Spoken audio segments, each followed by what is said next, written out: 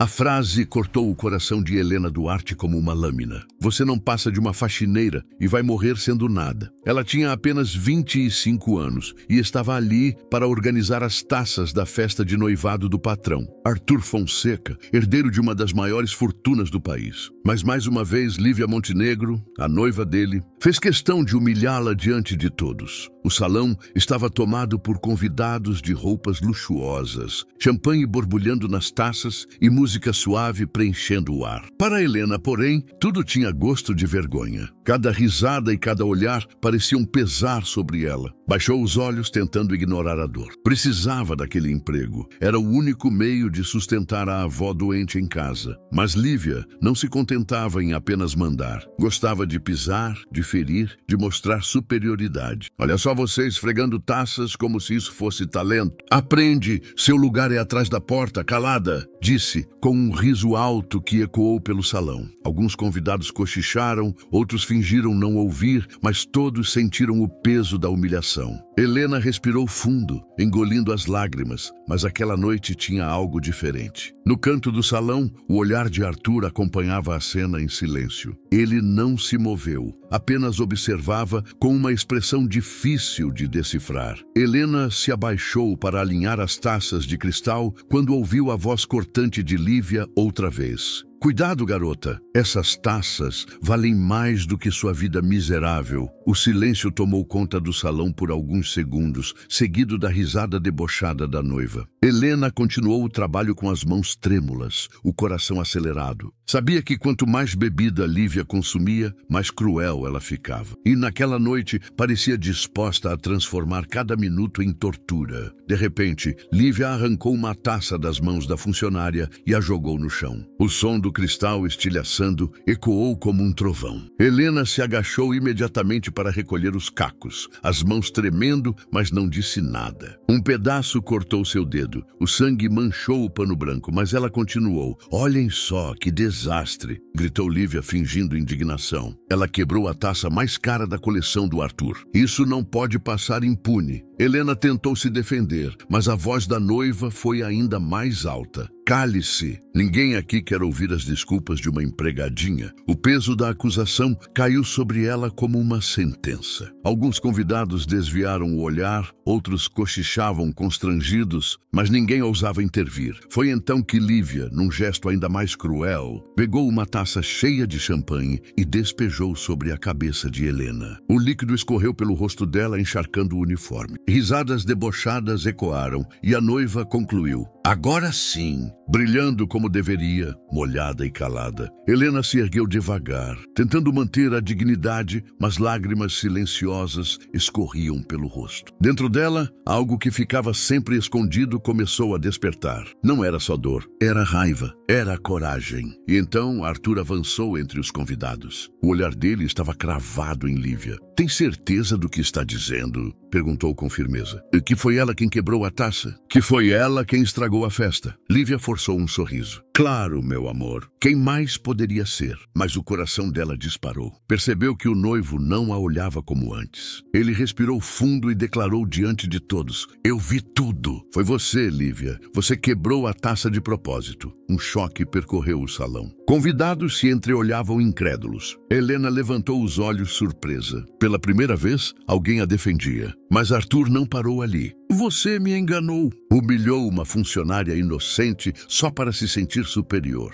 Essa é a mulher que eu ia levar ao altar? O silêncio foi pesado. Lívia tentou argumentar, mas a voz dela vacilava. Você vai acabar com o nosso noivado por causa de uma faxineira? Arthur respirou fundo e respondeu, a voz ecoando pelo salão. Não é por causa dela. É porque descobri seus segredos. Você não me ama. Está atrás do dinheiro da minha família. Um burburinho tomou conta da festa. Alguns se levantaram, outros começaram a gravar com o celular. Helena tremia. O clima era de tensão absoluta. Arthur, então, revelou papéis que trazia consigo. Contratos, mensagens, provas de que Lívia havia se encontrado às escondidas com um advogado da empresa, planejando afastá-lo da presidência após o casamento. O rosto de Lívia perdeu a cor. Tentou negar, mas foi nesse instante que um garçom entrou no salão trazendo um envelope caído da bolsa dela. Ao abrir, espalharam-se documentos comprovando que ela havia vendido fornecendo informações sigilosas para concorrentes. A traição era ainda maior do que todos imaginavam. A cada palavra revelada nos documentos, a atmosfera da sala parecia ficar mais pesada, como se as paredes testemunhassem o colapso de uma farsa construída por anos. Helena, que sempre se mantinha discreta, instintivamente recolheu os papéis e, pela primeira vez, ergueu a voz diante de todos. Sua respiração acelerada, mas o olhar firme como nunca antes. Isso precisa ser mostrado. Essa traição não é só contra o Sr. Arthur, é contra todos que confiaram nesta família. Um silêncio arrebatador caiu sobre a sala. Ninguém ousava se mover. O som do vento que atravessava as grandes janelas parecia ecoar como uma sentença. Lívia, tomada pelo desespero, avançou para tomar os papéis, mas Helena recuou, segurando-os com firmeza, como quem protege não apenas documentos, mas a verdade em si.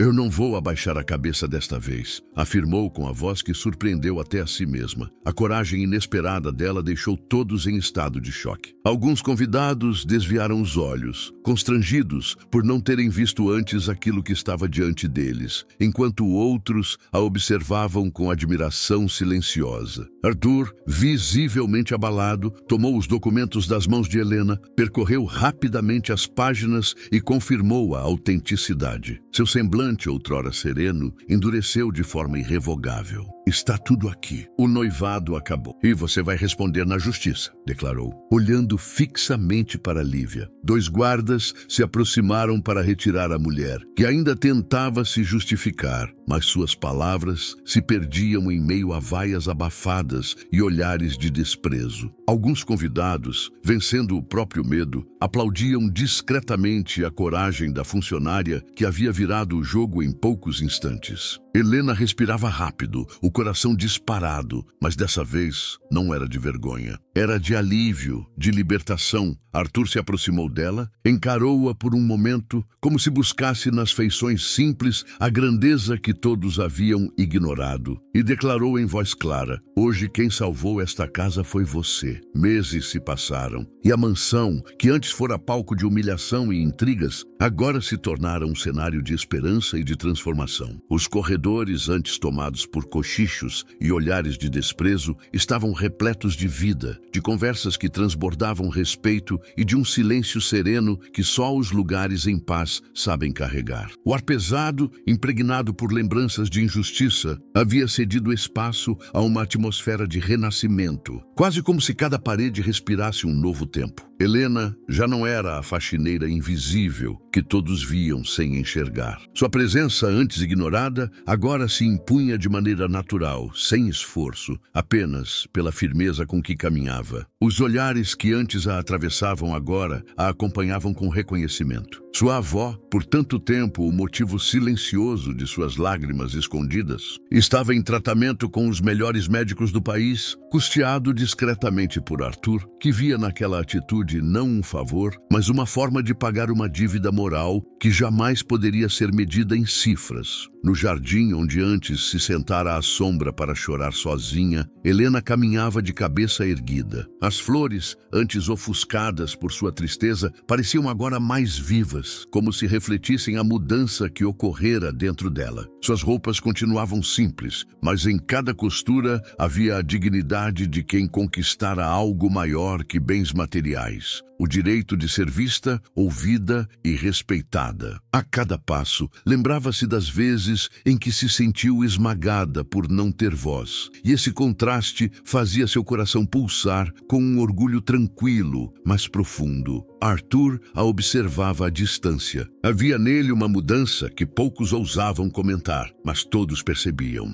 Em seu olhar não existia mais a barreira da hierarquia. Não havia superioridade, apenas uma reverência sincera. Ele não via mais apenas a funcionária que cuidava da casa, mas a mulher que no momento mais crítico havia levantado a voz e mostrado a verdadeira essência da lealdade e da coragem. A confiança que ele depositava nela era clara e não se limitava a palavras. Ela se refletia nas decisões, nas pequenas atenções e no espaço que, pouco a pouco, ele lhe concedia no mundo que antes parecia inalcançável. Os convidados também haviam mudado. Já não eram os mesmos que um dia a ignoraram ou a trataram como sombra. Eram pessoas que reconheciam valores acima de títulos, que compreendiam que caráter e verdade eram mais fortes do que sobrenomes ou fortunas. Sempre que Helena entrava em um salão, era recebida com aplausos discretos, mas sinceros. E isso, mais do que qualquer discurso, mostrava que ela havia se tornado símbolo de algo maior. Era como se aquela casa, antes marcada por escândalos, tivesse encontrado nela uma nova guardiã de honra e dignidade. Naquela noite, enquanto o salão se iluminava com música, risos e o tilintar dos copos, Helena deixou-se envolver pela cena. Observava os rostos ao seu redor e sentia uma paz que jamais havia conhecido. Não havia necessidade de esconder as lágrimas, porque agora elas não eram de dor,